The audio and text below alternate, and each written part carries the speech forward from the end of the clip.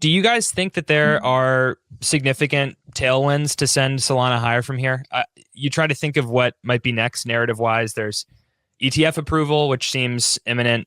There's some like legislation in the US, market structure bills, stablecoin bill, Fire Dancer going live. Is all that stuff going to matter significantly for price or narrative?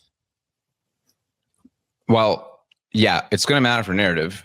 I don't know about price, but roughly speaking, there's a few angles. One is the regulatory institutional policy angle, right? There's a lot of institutions. I mean, I was just in New York and talked to a lot of institutions, and they were considering Solana for the first time.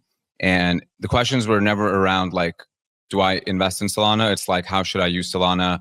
What should I do with it? How does it stack against Ethereum? And so, because even in a year ago, the conversation would be Bitcoin, Ethereum, and then usually nothing else. Now it's like Bitcoin is its own thing, which is maybe something like digital gold, which even Scott Besson said. And then now you have like the two leading the charge in terms of Ethereum, which is usually via Base or Solana. And so it's in the conversation.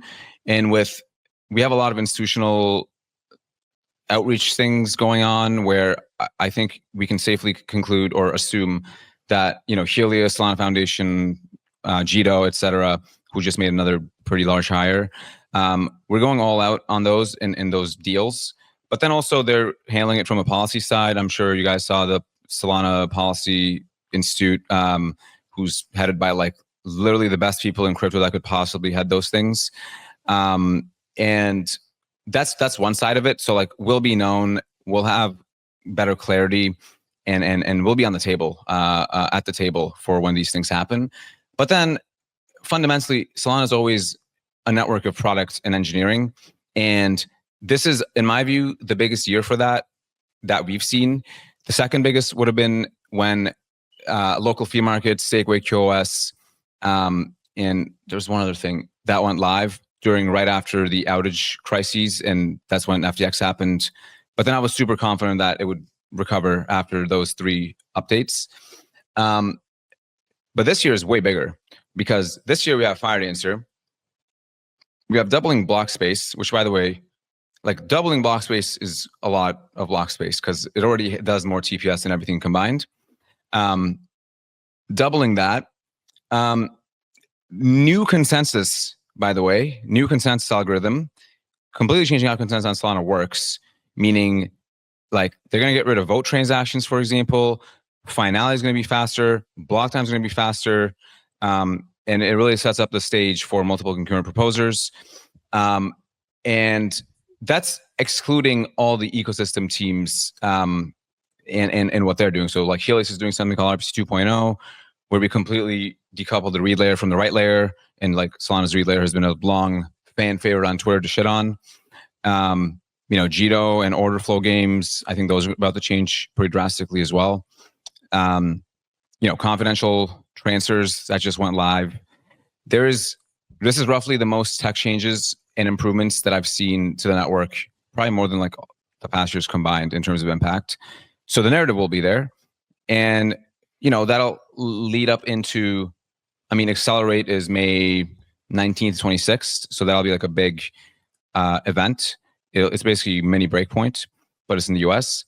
And then you get into conference season, heading up into Breakpoint. And then, I think that's, especially if like the markets stop getting decapitated by Trump even a little bit, then I think like this is the opportunity. I think this is the time when we'll have the most momentum. Yeah, there's pretty clear catalysts as Mert laid out. And then I think one thing I didn't go mentioned was 00 coming hitting mainnet. I believe their schedule is to be live this year. I think they're validator sales right now and their testnet's already running. And then, the bigger blocks thing I think is fascinating. The proposal for 60 million, which is about, like a 20% increase, is on testnet right now as of 3 days ago in the 2.27 release. And so we're seeing that come to life. This is moving pretty quickly, I would say as well, right? It wasn't maybe 3-4 months ago when that initial very small change from 48 to 50 million CUs, kind of like officially made a PR and has been discussed, and now we're already seeing up to 60 pushing live through testnet, which is literally seeing this in real time. So everyone talks about FireDancer, but I think the most interesting piece of FireDancer right now has been how it has catalyzed the pace at which Onza is shipping and moving. Maybe it's just more obvious because then I started paying attention to it. I'm sure they would tell you they've been doing this for the last 4 years now, but it's very awesome to see. Like Alessandro on Twitter does a great job of like sharing these wins. I understand 20% maybe of what he says, but you can see the growth and speed at which they're moving. And to the point about doubling block space by year end, that was in the Onza 2025 blog post. And I asked him about it on Twitter the other day. He was like, yeah, if it doesn't happen before that, there's going to be problems. So you can just see the pace at which the teams are wanting to moving. And they had like, the whole North Star thing. I can't even stand that word because of the 6-month window of this industry arguing about North Stars. But Solana planted the flag around IBRL, and they're achieving both of those things in real time. And it's pretty hard not to get excited about that mission. And that's just the importance of having a flag post or a goal post to rally around, right? You have all these people moving in the same direction around a shared mission, and people move faster.